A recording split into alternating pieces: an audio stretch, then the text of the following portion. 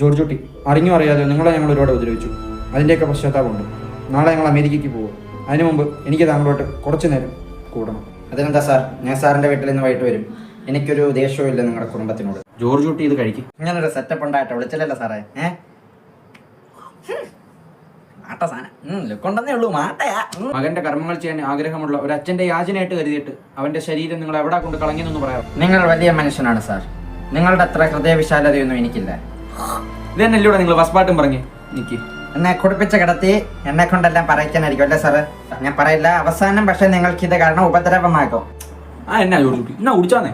വീണ്ടും ഇങ്ങനെ വിളിച്ച് തരില്ല സാർ. ഞാൻ പിന്നെ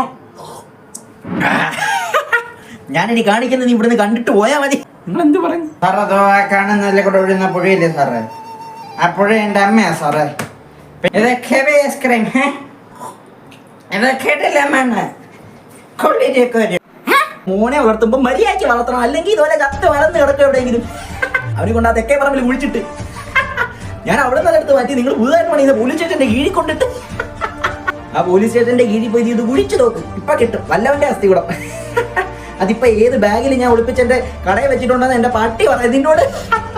താൻ പറഞ്ഞതിനുള്ള എല്ലാ തെളിവും ഞാൻ ഇത് റെക്കോർഡ് ചെയ്തിട്ടുണ്ട്. ഇത് മതി തന്നെ പൂട്ടാൻ. ഏത് പോലീസുകാരുടെ ഒസ്കർ? ശരിയെന്നാ നമുക്ക് ജയിലിൽ കാണാം.